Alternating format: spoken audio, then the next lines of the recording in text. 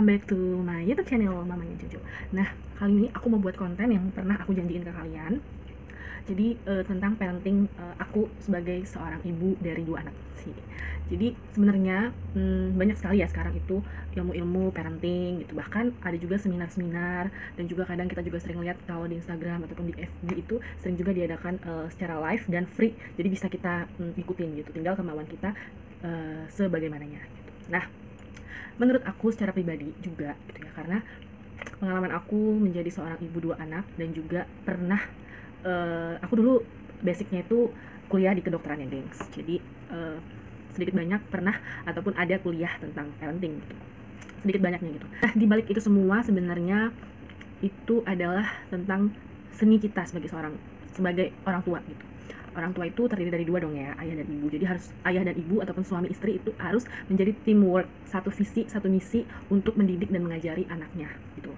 Kenapa aku bilang harus satu visi, satu misi? Karena nggak bisa hanya bukan nggak bisa ya, bisa-bisa aja sebenarnya. Cuman ibarat kayak pondasi rumah, kalau cuman sebelah doang gitu dan sebelahnya lagi enggak, otomatis bakal rubuh dong ya, nggak akan berdiri kokoh gitu.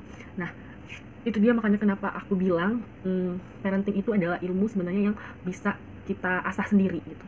Jadi nggak bisa kita samakan cara mendidik, cara mengasuh, cara mengajarkan, asuh, asah gitu ya. Itu nggak bisa kita samain di satu keluarga dengan keluarga lain gitu. Bahkan menurut aku pribadi nggak bisa juga kita jiplak dari didikan orang tua kita dulu ke kita gitu, karena zamannya udah beda. Tapi basically itu bisa kita ambil contoh. Mungkin dulu waktu zaman aku itu mamaku aja cuman raut wajahnya yang berubah gitu ya, itu bisa aku langsung nggak melakukannya lagi gitu. Misalnya kayak minta izin atau apa, mamaku tuh cuman kayak mendelikan matanya doang gitu, ataupun cuman gitu doang, itu bisa langsung oke, aku nggak ngelakuin gitu. Nah, beda dengan anak sekarang itu kalau kita kerasin, itu justru dia semakin menjadi-jadi gitu. Itu pengalaman dari beberapa temanku juga, dan aku secara pribadi juga merasakan gitu. Nah, jadi makanya kenapa aku bilang mendidik dan mengajarkan anak itu dalam satu keluarga dengan keluarga lain itu pasti ada perbedaan, pasti ada. Karena mendidik dan mengajarkan anak itu memiliki seninya tersendiri gitu. Kita pun sebagai orang tua harus belajar, harus update tentang parenting itu, harus basically yang mungkin mau aku sharekan di sini itu adalah gimana cara aku mengajarkan anak aku. Dan anak aku tuh masih kecil ya sebenarnya, masih, kalau Jose itu masih 3 tahun, kalau Celine itu masih setahun gitu. Tapi dari mereka baby, dari mereka udah bisa melihat gitu ya, itu aku selalu ngajak berbicara, terus hal-hal seperti kayak terima kasih, halo, permisi, sorry, itu selalu aku ucapkan. Jadi ke Jose contohnya, itu dia udah tahu ketika dia bangun, good morning, selamat pagi, itu dia udah tahu gitu. Nah, selain itu juga kayak misalnya habis dikasih apa, dia itu pasti selalu bilang terima kasih, pasti selalu kalau si Jose. Dan juga kalau misalnya dia meminta sesuatu, itu harus aku selalu ngajarin kita harus meminta itu dengan lembut. Contoh kayak dia meminta susu, itu selalu dia bilang mama. Jadi kalau kita lagi ngerjain sesuatu, dia tuh selalu gini, mama, I want milk please.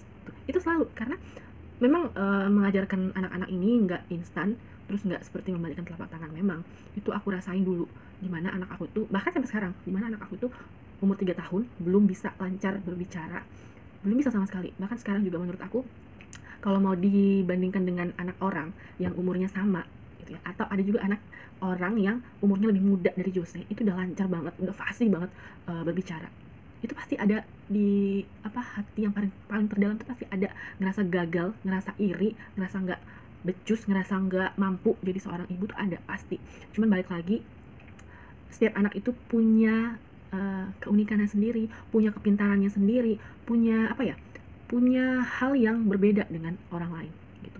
Itu yang selalu aku terapkan sampai sekarang. Bahkan ketika ada new mommy gitu ya, ibu baru, itu selalu aku kasih aura positif gitu. Aku selalu bilang, jangan khawatir mam, tiap anak itu punya punya keunikannya tersendiri. Jangan kita pernah samain anak kita dengan anak orang lain, jangan. Karena itu meskipun dia masih kecil, kalau selalu kita bandingkan, tengok tuh teman kamu si Anu, tengok tuh si ini gitu, itu akan tertanam di mereka, akan ingat gitu. Jadi kita harus berhati-hati gengs, karena kita jangan pernah menganggap anak kita itu masih kecil, nggak tahu apa-apa. Jangan, itu salah besar. Meskipun mereka masih kecil, tapi otak mereka jalan loh, mereka ingat, mereka rekam. Nah, ketika kita kasih aura negatif, ketika kita kasih hujatan, kita tinggal tunggu tanggal mainnya aja, itu semua bakal ter-up gitu.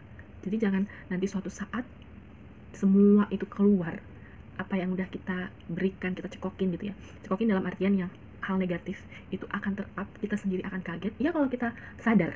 Karena banyak orang tua itu yang nggak sadar, yang dari mana sih ngomong kayak gitu, dia nggak bisa mengintrospeksi diri, dia nggak bisa ingat, dia nggak bisa flashback apa yang udah pernah dia ucapkan ke anak dia gitu. Itu yang bahaya kalau kita nggak bisa ingat dan kita nggak bisa introspeksi diri. Tapi sekali lagi yang mau aku bilang di sini adalah tiap anak itu punya keunikannya masing-masing gitu. Aku mengajarkan hal-hal basic, hal-hal yang apa ya, kalau dulu zaman PPKN gitu ya sekolah, kayak tenggang rasa, saling menghargai, itu harus ditanamkan dari rumah. Karena itu adalah hal-hal basic, terus saling menghormati orang yang lebih dewasa, menghargai sesama, itu harus. Karena menurut aku gitu ya, di zaman sekarang ngeliat anak-anak muda, nggak semua sih, adalah beberapa, itu yang kurang bisa menghargai orang dewasa, kurang bisa menghargai teman yang sesama gitu ya. Itu kita nggak bisa menyalahkan sekolah, kita nggak bisa menyalahkan guru, itu berangkat dari rumah, berangkat dari orang tua gitu. Dan aku bukan ngejudge orang tuanya yang salah, enggak, kita nggak usah ngomongin orang lain, kita nggak usah ngejudge orang lain ya. Anggap aja apa yang terjadi sekarang itu menjadi apa ya, menjadi pacuan kita untuk agar supaya anak kita tidak seperti itu gitu. Itu yang paling penting gitu. Karena kayak aku sama Bapak Jose, Bapak Jose selalu mendukung gitu. Setiap apa yang aku ajarkan, setiap apa yang aku kasih buat anak-anak, itu dia selalu mendukung, puji Tuhannya gitu. Karena apa ya, kayak aku bilang, memang harus suami istri, ibu bapak itu harus satu visi, satu misi dalam mendidik dan mengajarkan anak, tuh harus gitu. Karena itu anak kita bersama gitu loh. Dan yang paling penting, kalau aku ingat yang mamaku ajarkan, bahwa ketika ada orang lain, orang luar, saudara itu menegur anak kita, itu jangan langsung kita berpikiran negatif, loh itu kan anak-anak gue, kenapa lu yang sewot. Itu jangan tuh, itu bahaya. Kenapa? Kita harus lebih bijaksana lagi. Ketika ada orang lain mengkritik anak kita, kita cukup dengan senyuman, kita cerna baik-baik ya guys, kita cerna baik-baik. Kalau memang kita nggak ngerasa tidak seperti itu, biarin dia ngomong dulu. Oke, misalnya kayak ada yang bilang, lihat tuh anak lo begini, kita jangan langsung marah. Oh iya, emang kamu lihatnya di mana anak aku begitu? Emang kamu lihatnya kapan? Sama siapa? Gitu kan. Kita tampung dulu.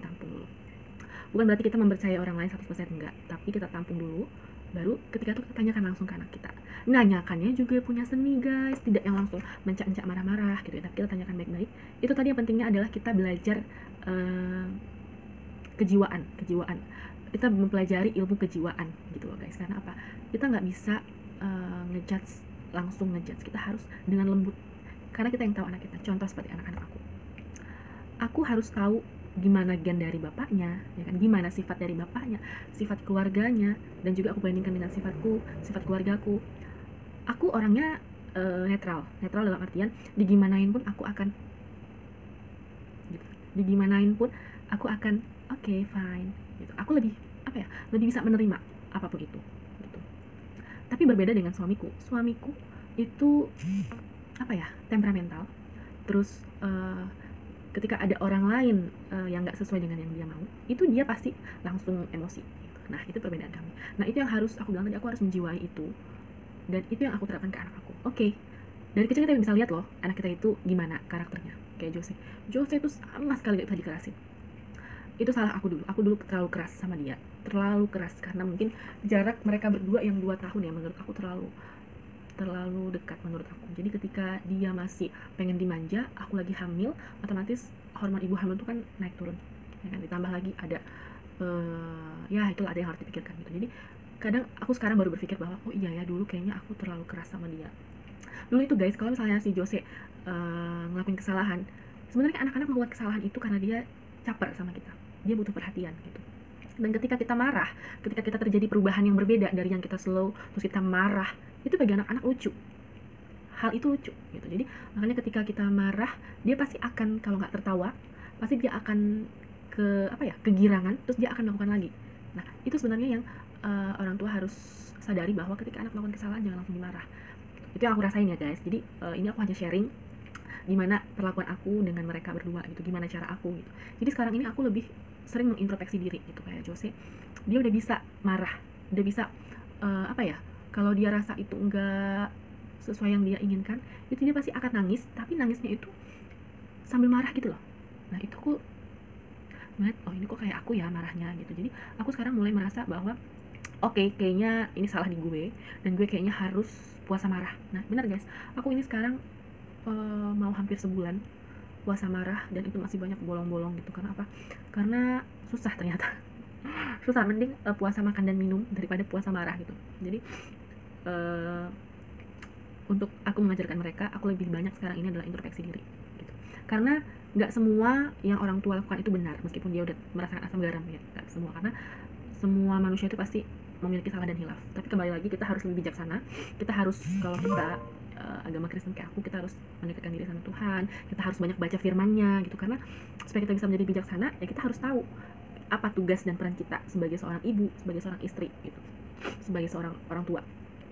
Mencoba tidak melakukan kesalahan yang pernah orang tua aku lakukan ke aku, misalnya gitu ya, membuat aku jadi memiliki akar pahit. Nah itu jangan sampai anak-anakku seperti itu. Makanya aku sekarang lebih banyak untuk calm down ya, calm down dalam artian buat anak-anak juga gitu. Jadi itu mungkin sedikit parenting aku, aku sharing gimana cara aku mendidik mereka gitu ya. Jadi satu itu tadi adalah aku introspeksi diri. Itu harus setiap hari aku harus introspeksi diri, apa yang aku lakukan kemarin jangan aku ulangi lagi, meskipun kadang suka gitu. Tapi kembali lagi, ketika aku melakukan kesalahan, ketika aku memarahi anak aku dan aku tersadar gitu ya, aku langsung minta maaf. Aku langsung ajak dia ngomong gitu ya, meskipun dia cuma taunya senyum-senyum doang, tapi aku yakin dia pasti dengar. Aku minta maaf, I'm sorry ya Jose, aku selalu bilang gitu, maafin mama ya gitu. Jadi itu, kita minta maaf tapi kita jangan bisa contoh gini, mama minta maaf ya bang, tapi abang sih jangan gini doang. Itu yang aku nggak lakukan gitu. Karena kita harus tulus, anak-anak tuh tahu ketulusan kita gitu. Jadi kita cukup minta maaf. Yang paling ampuh yang pernah aku dengar, ketika kita melakukan kesalahan, kita minta maaf di malam hari. Jadi ketika dia udah tidur, itu kita cerita. Ketika dia udah tidur, kita doakan, terus kita minta maaf sama dia apa yang udah kita lakukan, jangan diingat lagi anakku gitu. Itu yang sampai sekarang masih aku terapkan. Kedua, itu adalah komunikasi antara orang tua dan anak. Kita harus mendengarkan, harus wajib mendengarkan apa yang dia mau, apa yang dia inginkan gitu. Setelah itu baru kita cerna, baru kita pikirkan lagi dibutuhkan nggak ya sebenarnya gitu. Jadi kita lebih berhikmat lagi, lebih bijaksana lagi. Ketiga adalah berdoa. Berdoa ini dalam artian supaya kita tuh lebih bisa berhikmat lagi, berhikmat, bijaksana. Jadi setiap apapun yang kita putuskan itu adalah putusan yang terbaik gitu. Bukan yang sempurna ya guys, karena kesempurnaan itu hanya milik Tuhan. Jadi kita itu hanya bisa melakukan yang terbaik buat diri kita, buat keluarga kita. Mendidik dan mengajarkan anak-anak ini itu bukan sesuatu yang gampang. Jadi itu perlunya kenapa kita harus berdoa, karena apapun yang terjadi di dunia ini itu semua udah ditakdirkan sama yang di atas. Jadi kita menjalankannya pun lebih slow aja gitu. Oke deh, thank you for watching. Jangan lupa untuk di subscribe, please subscribe ya. Jangan lupa untuk di subscribe, like, comment. Oke, thank you, bye.